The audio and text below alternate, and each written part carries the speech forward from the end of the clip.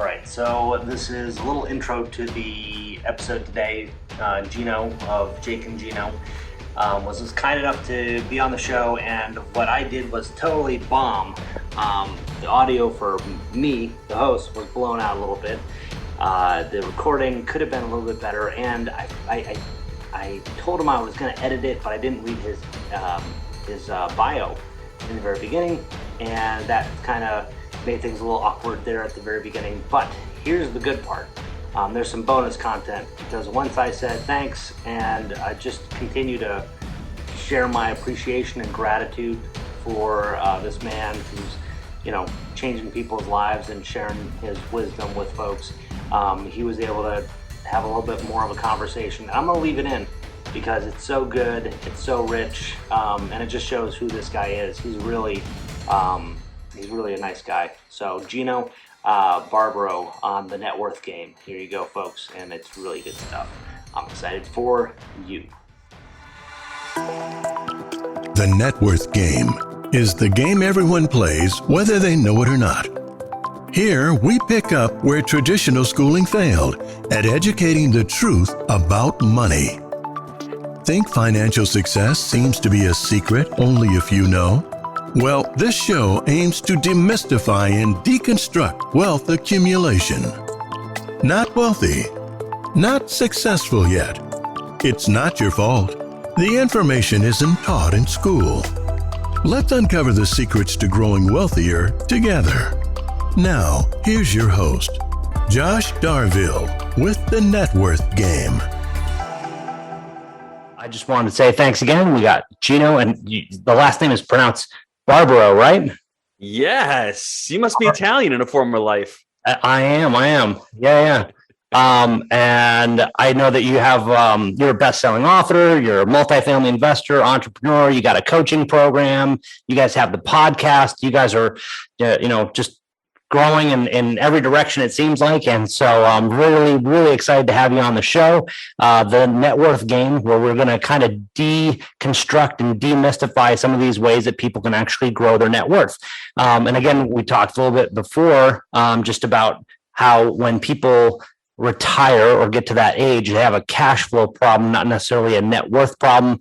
I'd love to get into that, but I always try to start off with a few just questions that we ask everyone on the show. And so if you don't mind, we're going to jump right into it. Number one question is, are you a reader? And if so, what's some of the best books that you've read? I know you have 3 books that you can plug yourself that everyone should read. Very, very detailed books, by the way. I like them. But what's one of the best books that you've ever read? or Josh, I'm going to jump into this real quick by saying you missed 2 things that are really near and dear to my heart about my bio. And I want to mention this to everybody. I have 6 kids. We homeschool our kids, and I've got an amazing spouse. And I would not be here if it wasn't for her and my children. And obviously my partner, Jake Stenziano, who's part of Jake and Gino and runs our company, runs our property management company. I'll give you 2 books. I'll give you 1 book for relationship. Now that I just popped off. I had the honor of interviewing Dr. Gary Chapman, The 5 Love Languages. I know you're not going to hear that on the Net Worth show that often, but that book is revolutionary. I wish I had read it when I had just gotten married. Things would have been a lot smoother a lot years ago. And Dr. Chapman doesn't only do that book on relationships with spouses. He does it on kids who, have learning disabilities. He did one on actual relationships within organizations. And that's really important because what the love language is, basically, we all have our first type of love languages. I'm not going to go into the 5 types, but when you're talking to somebody else, someone may have one type of love language and I may have another. I need to know what Josh's love language is so I can connect with Josh, whether it's an act of service or it's a kind word or physical touch. We're not going there. But I'm just saying we need to know that. And that basically, it's all about communication. And it's all about basically building rapport and knowing what the other side wants. That's what we want in real estate. And that's what we want in our relationships. We want to be impactful for others. The golden rule is do unto others as you like done unto yourself.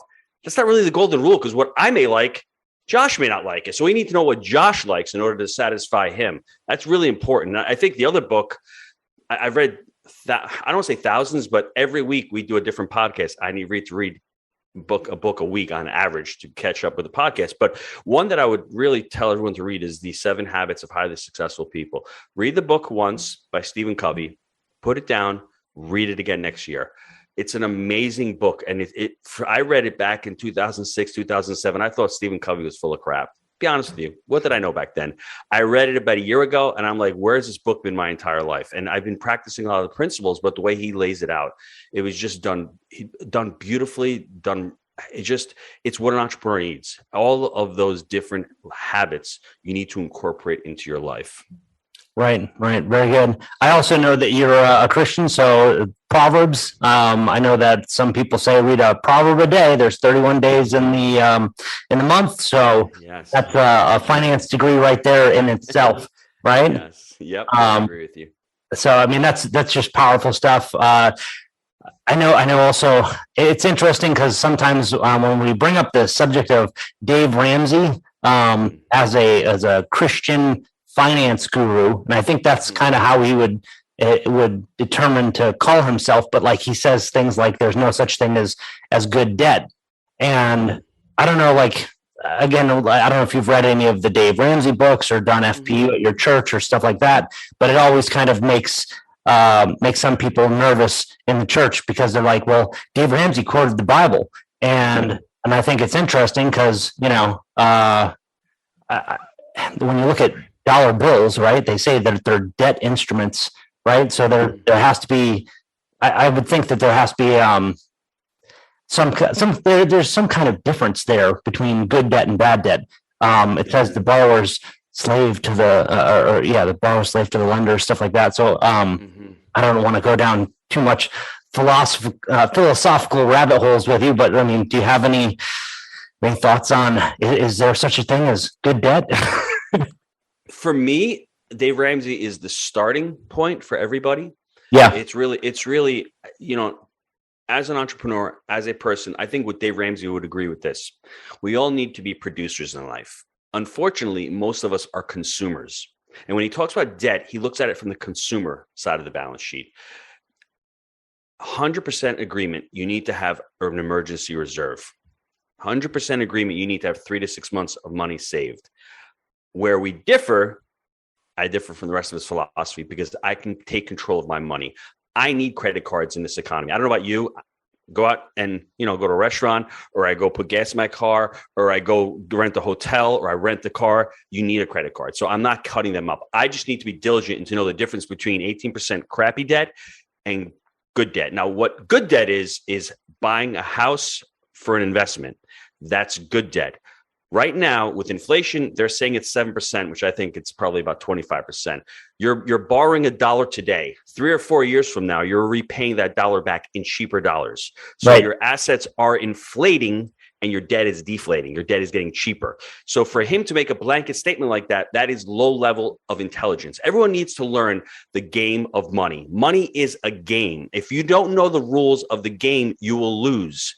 And his rules don't abide to being wealthy, the wealthy mindset. His rules are for the middle class, which is nothing wrong with that. Saving for an event, saving for retirement, saving for college is a middle class mindset. How do I know that, Josh? I did that for so many years until I ended up buying an asset, letting that asset appreciate, letting that asset cash flow, letting the depreciation help me with my taxes. 5 years later, that asset is putting my children through college. I got 6 of them. One's through college. The second one's up through it. I still own that asset. It's still cash flowing every month. That asset, one asset will pay for my entire 6 children to go through college. I will still own that asset. If I save for that event, that savings is gone after that college event is done. There's the difference between the middle class mindset and the wealthy mindset. That's the reality. If you're playing football, you're not playing football with a hockey puck. Learn the rules of football. Right. That's the simple. And there's rules out there. There's tons of podcasts out there. You're listening to one right now about net worth and cash flow. Right. Learn the rules of the game. Right. Absolutely. Yeah. Leverage is really what it's all about, I think, because there's unless you're buying things with gold, Dave, that's where I come in. And my wife and I, we go to church and we help facilitate FPU. I would say, like you were saying, learn how to use it, learn how to do it properly. Like, again, I like to come at a lot of stuff from a Christian perspective. And I would say, yes, you can drink a beer or have a glass of wine, but it's the problem when you're an alcoholic, right? The same thing with debt is that if you want to have some debt, then you better know what you're doing with it, because the same way that debt is amoral, right? And so you can take a brick and you could build a hospital with it, or you could use it to smash somebody's window. It doesn't really care. It's how you use it. And so that's really what we get into a lot on this show and on your show as well. It's just talking about, how do you play the game at a high level and start to grow the net worth, grow cash flow. So I really appreciate, answering the questions in that way. Josh, let me add one more thing to that. I think, how are you playing the game? Ask yourself, why are you playing the game?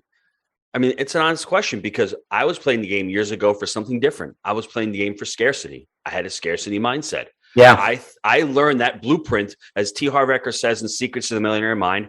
I had a financial blueprint. My money blueprint came from my middle class parents who were immigrants. They knew how to save, work hard. That worked 30 or 35 years ago. That blueprint for success is gone today. You cannot trade time for dollars and become financially free.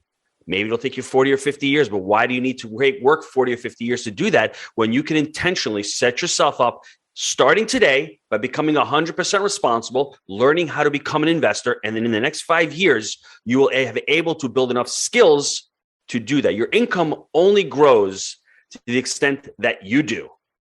When I was in the restaurant, I had one restaurant. I had skills to cook and wash dishes. My income wasn't growing any more than the skill that I had. When I started reading David Ramsey, my skills didn't grow any more than what he was teaching me. I needed to find other mentors. Success leaves clues. Go out there and listen to people who are doing podcasts who are worth multiple millions of dollars, who are teaching those strategies. Or else, you want to listen to Dave Ramsey, you will continue to have that middle class mindset. Like I said, figure out what your why is. You may be comfortable doing that. There's nothing wrong with that. I'm not judging anybody, but Sure. Don't think the money is the root of all evil. The love of money is the root of all evil. And all entrepreneurs out there, myself included, ultimately, once we become financially free, we're not chasing money. We're chasing opportunity. And the more opportunity we have and the better we get, guess what? The result is making more money. Absolutely. And the more money you make, the more results you have, and then things start snowballing, and you're not even worrying about money anymore. Then you're worrying about impact. How do I make an impact? And that's why I created the Jake and Gino community. Our students have closed over 35,000 units. It's taken 5 years to do that. But I was able to do that because I was able to focus on my passion, because I had enough income coming in from my properties that I could work on something that I truly enjoyed, and I truly started living with soul purpose. So out there, if you have a skewed lookout on money, money is just a financial instrument. It's just a tool to be used to get something that we need. That's ultimately what we're doing. It's not used there to hoard. That's the scarcity mindset. The Right. abundance mindset is there's plenty of it out there. There's trillions and trillions of dollars every day out there swashing around. There's actually too much money out there, to be honest with you. That's what's driving asset prices right now. I don't know about you, but my net worth is 10x in the last 5 or 6 years, just because of what the Federal Reserve has been doing, pumping in money and inflating assets. So if you want to become wealthy, you need to own assets, because this printing and this money train is not going to end anytime soon. And you need to be in assets to be able to create that net worth and that generate that wealth. Yeah, absolutely. Speaking of 10X, are you a Grant Cardone fan at all? Grant Cardone has a place in my life. I'm not the biggest fan of his brand, but he is an amazing educator. He's got tons of resources, tons of materials out there. His conferences are amazing. I've never been to them, but a lot of my students say that they're great. And he's out there. He's brash. He's got a great brand. There's a lot of things that we can learn from what Grant is doing. You can just pull the good from the stuff that you don't like. I mean, I'm not an ostentation person. He could have a little more humility, but that's not his brand. He does what he does. But from a sales perspective, he's got amazing trainings. If you want to become a salesperson, if you want to become an entrepreneur, you need to learn how to sell yourself, sell your idea, sell your company, whatever product. He has a lot of tools and strategies. And by the way, I'm not affiliated with Grant Cardone, so I don't make a nickel off of his promotion, but I do agree. He's one of those guys out there that is loud and he has a great brand. I mean, if you could see my library right now, I have all these different books. So I'm going to be pulling from different books all the time. One of the things that you just said about having some kind of underlying passion, he talks about in one of his books, where he's like, what's your goal? Is it to be a multi-millionaire? He goes, all right, so that's a goal. So then I had to tie it to something that was bigger than me. So it was, I want to be a multi-millionaire, but I also want to be the largest donor to my church, right? So he would take his goals and he would tie it to something else. And so I think it's interesting that folks like you and so many other coaches in this space talking about wealth accumulation start to get into coaching, because at some point, who really needs $100 million, right? You don't really need that, right? But there has to be something else to kind of keep pulling it through that goal. So I was wondering if you have written down goals for 2022 yet. Josh, that's a great question. I think we are wired as humans to be dissatisfied. It's taken me a long time to do that. We've evolved. If we were satisfied sitting in our caves, hanging out, got enough, we wouldn't be where we are right now. So there's always that level of dissatisfaction, pushing to do more. You're at 100 million. Well, what's the next step? 200 million. My thing is, I want to enjoy getting to 100 million. It took me years to enjoy the journey. You're climbing up the mountain, Josh. You're looking up at the mountaintop. Well, while you're getting up there, none of us really look behind us, or very few of us look behind and see all of the gains that we had, all of the growth that we've had. I challenge everybody listening to this, stop and pause and see the greatness that you've achieved. You've gotten here. You are where you need to be to where you need to go. Let's all acknowledge that. That's the first thing. The second thing is, with goal setting, don't fall in love with the goal. The goal is just the result. Fall in love with the system or the process that's going to get you to the goal. So if you want to buy a multifamily property by the end of the year, fall in love with the systems or the processes you need to do. Talking to investors, getting on the phone and talking to real estate brokers, doing property tours, underwriting deals, getting out on property, all that stuff. Fall in love with that system, because sooner or later you're going to hit the goal. Goals are just goalposts and just results we want to achieve. I mean, we've hit certain metrics in our education company and in our property management company and our investment company. What I would say, the goals is are ever changing. You can't have control of the economy. Is it hard to buy deals in real estate right now? It is. So we're focusing on other things. I would challenge everyone to read the book Vivid Vision. If you're building a business, Cameron Herold wrote that book. It's an amazing book. Have a vivid vision of what your company is going to look like 3 years from now and work towards that. That's where you can put your goals. That stretch goal. If you're buying a deal a year, maybe 3 deals a year is a real stretch goal. Doesn't mean you're deflated if you don't get those 3 deals and you only got 1. It's okay. There's growth in that. Next year, you will do better. Right. All right. So one of the questions we always ask is if you could go back in time and give your younger self some advice, at what age would you meet your younger self and what advice would you give? And I don't want to go back, because if I go back, then I wouldn't be doing real estate. I just read a book called Small Giants by Bo Burlingham. I love the book, because we're conditioned as entrepreneurs to build a business, get out there, be the next Facebook or Uber and sell that business. And I don't want to do that with the education company. And I didn't want to do that in my former life with the restaurant. Sure. What I would have said to myself at the restaurant, going back, you've got an amazing opportunity here. You have a brick and mortar. You've been established for years. You love what you're doing. You just don't love the business. You don't see any potential or any future in it. I started doing cooking videos, starting selling physical products. I wrote a cookbook, videos. I would have said, be happy with what you're doing. You can grow an amazing business through this, but you have to learn how to implement systems. You have to, as what we call traction, EOS, scaling up with Vern Harnish. I didn't know any of those systems years and years ago. I wish I had. I'd be the next Mario Batali right now, or Danny Meyer from Union Cafe. I was going down that route, but I didn't know what I didn't know. And it's unfortunate. Small Giants gave me the opportunity to say, we're all built differently. What are your goals? My goal is to have an intimate, small organization where it's more family friendly. I have great culture. I have great core values. My employees come to work. They love to work. They love to be in an environment where it's conducive to working, where they can grow within the company and they know the vision of the company. If I could have gone back 15 or 20 years ago, I would have told myself, create your core values, create your vision, create your mission, and hire and fire and build a company based around all of that. Wow. That's deep. Yeah, that's awesome. So I've heard it said that if you had lost everything, you wouldn't be starting from scratch. You'd be starting from experience. And some of the experiences is what you're basically saying, that those experiences led you down this path. So I think that's really awesome, insightful. So I just want to say thanks again. And if people want to get in touch with you, they should go to jakeandgino.com.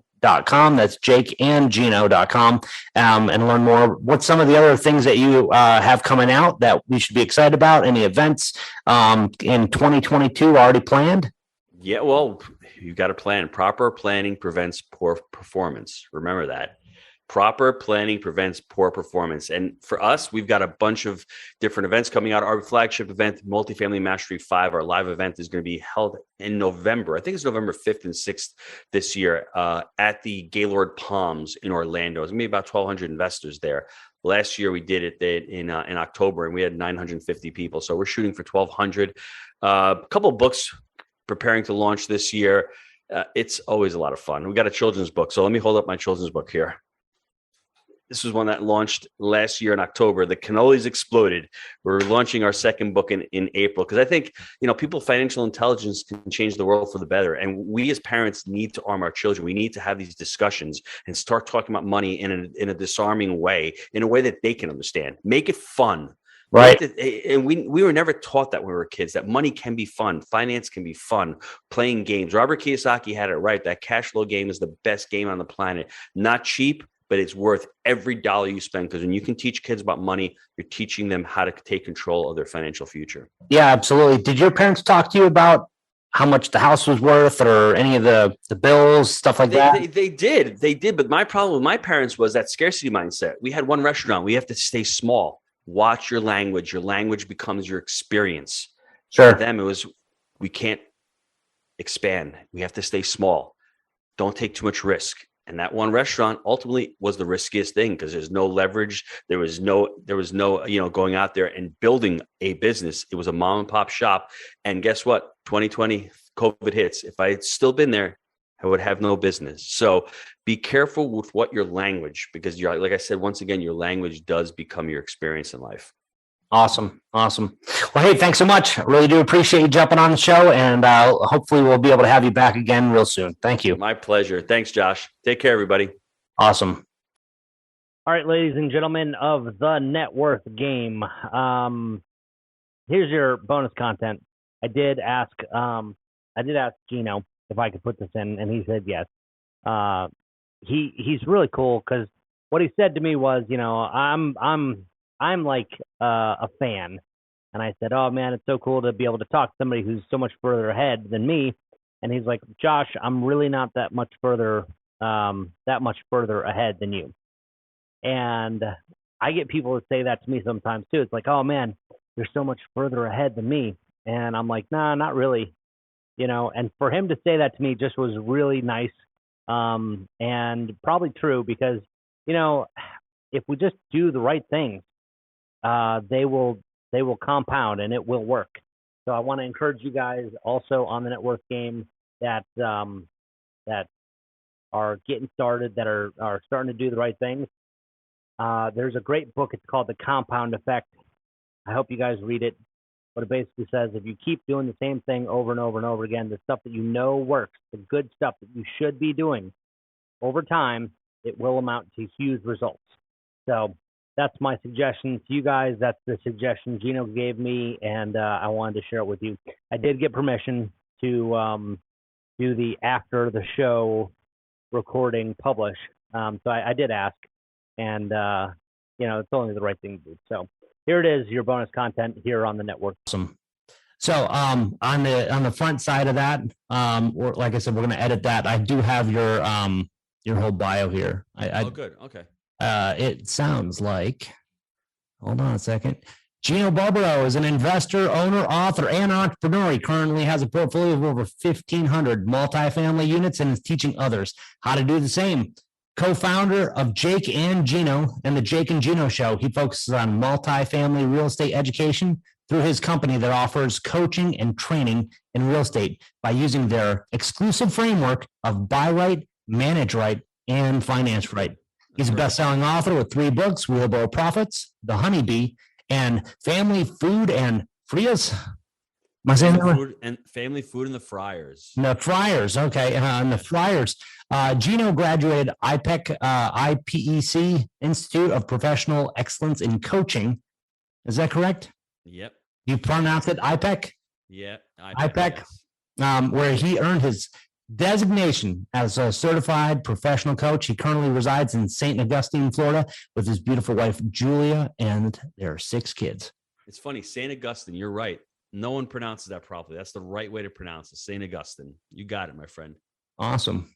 Well, like I said, I'm so thankful that you were able to jump on. I've been reading through your book. We used your calculator to analyze some of our deals. And so. All right.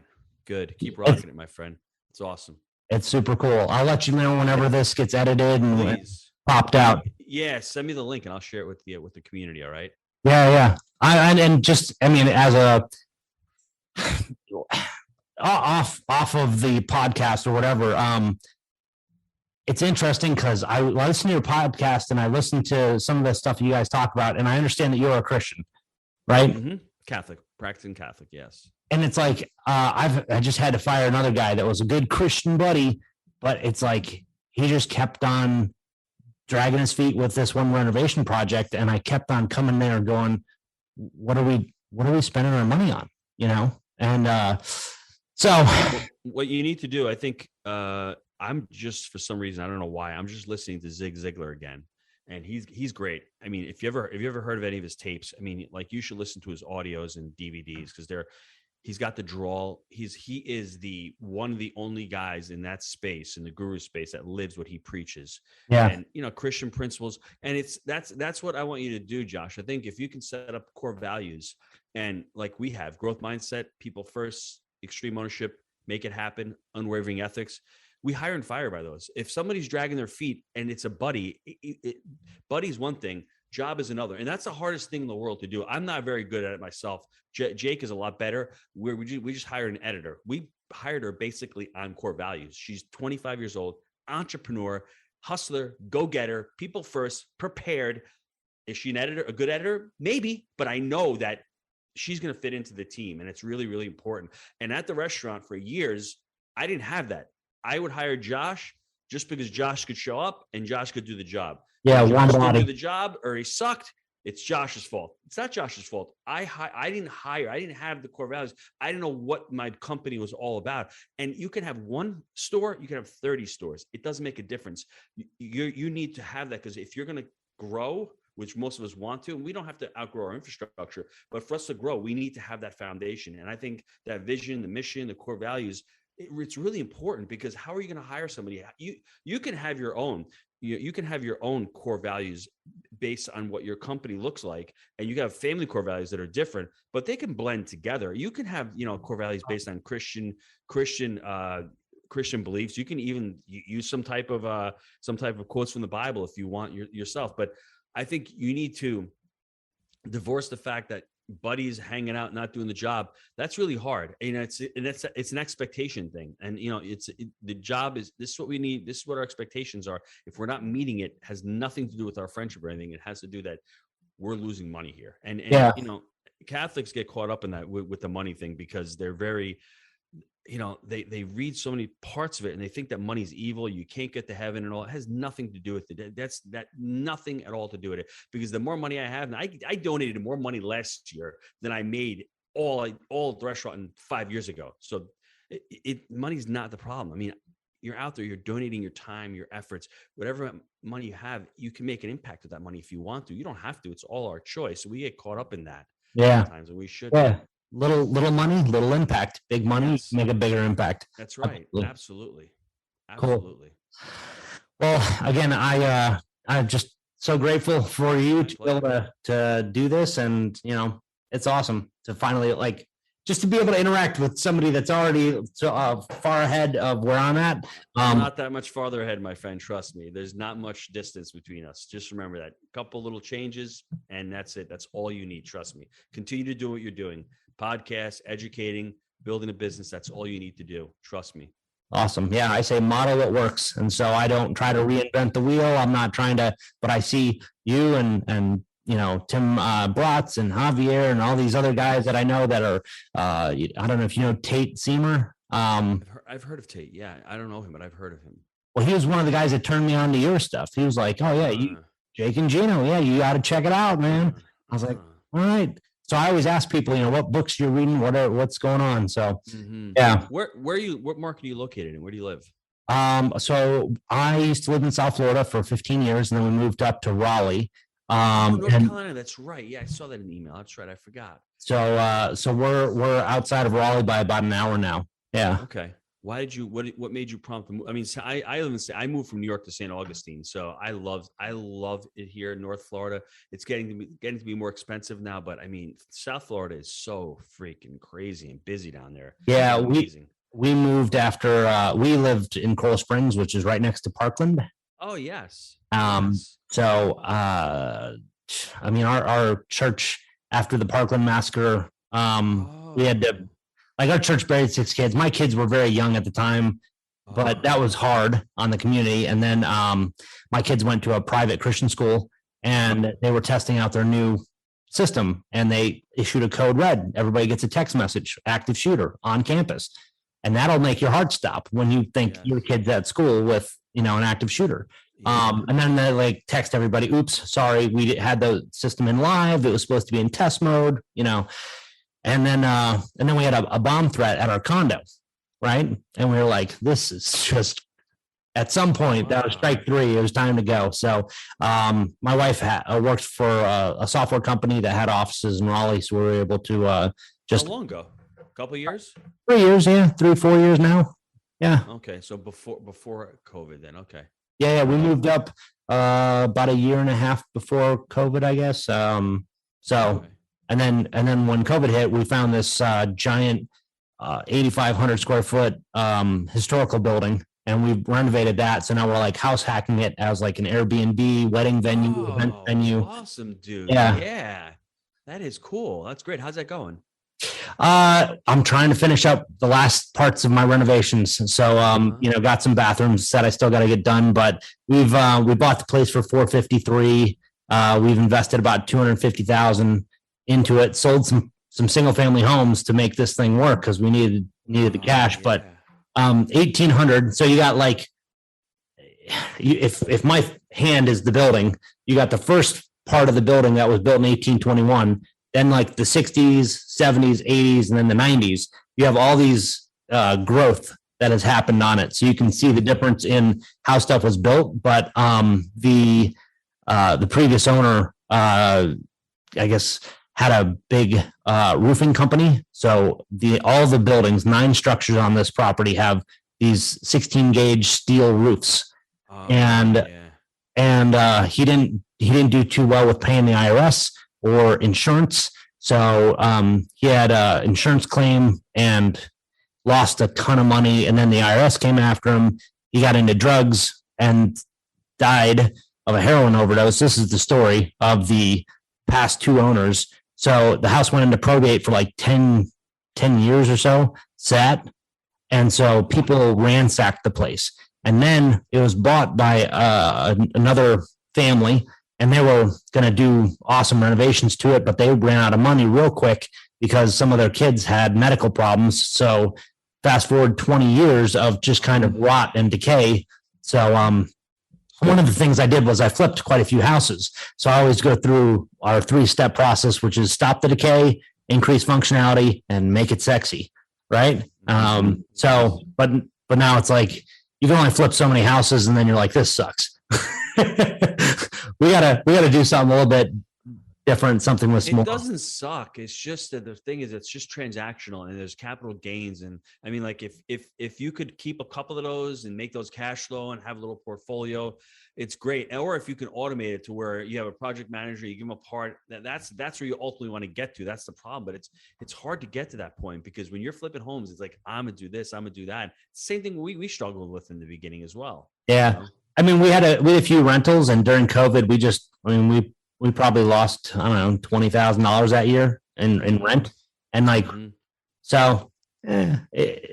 diversification happens with many doors. Yes. Right. That's why the A class, B class, is people are going to pay the rent. One of the things that I learned was to rewrite our leases, because I was a licensed real estate broker in Florida. And then when I moved to North Carolina, I, got the license here as well. But we would use the standard stuff written by the North Carolina, so those are very neutral written. They're written to not favor one party. So we were like, all right, well, we can't use those leases anymore. We got to use leases written to favor us, the landlord, because it just, I mean, I don't know. That was just my thought process there. Where are you with this property right now? Are you ready to lease it up? What are you going to do with it? Like, you're going to Airbnb, short-term rental, and then do? Yeah, we've been doing Airbnb right now on part of it, but there's other structures that aren't quite finished yet. And then there's the pool, and then we have a giant, I would say giant, I mean, it's a pretty big pole barn. So around here, to do weddings, you can make, a few $1,000s a weekend to do a wedding. And like the what's it called again? Farmhouse is really hot right now. So that's kind of, yeah, that's awesome. That's really good where we're at, but we're right off the highway. So I'm really hoping that, who does that? Starts an events venue during a pandemic, right? I'm like, I know it's coming back. So no, you'd be surprised. I talked to a guy named, I forgot, this guy's got 10 kids. He introduced me by one of our priest friends, and he's done what you did, but he's done it on a massive scale. He's bought these venues during COVID in the last 2 years at 30, 40 cents on the dollar. And he's booking events. He's rehabbing them, booking the events, but people put down cash for the down payments. He's using the cash to fund the renos and to get cash flow going. So now that ultimately we're going to pull out of it. That's, sooner or later it's going to end. Right. And I think weddings in St. Augustine have been happening since June of 2020. I mean, like, nothing really closed here in St. Augustine. So at least you have a rock star governor. I mean, North Carolina is. I know. It's amazing, isn't it? I know. Yeah. But what I'm saying is your venue will come back. That event venue, people will come back and they will do weddings. So you're positioning yourself, I think, in a good way. Yeah. Yeah.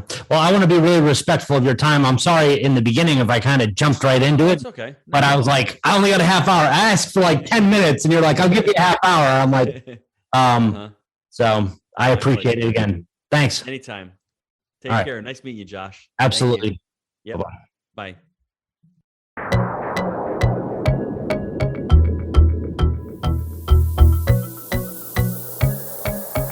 I'm just so grateful for you to be able to do this. And, it's awesome to finally, just to be able to interact with somebody that's already far ahead of where I'm at. Not that much farther ahead, my friend. Trust me. There's not much distance between us. Just remember that. A couple little changes, and that's it. That's all you need. Trust me. Continue to do what you're doing. Podcasts, educating, building a business. That's all you need to do. Trust me.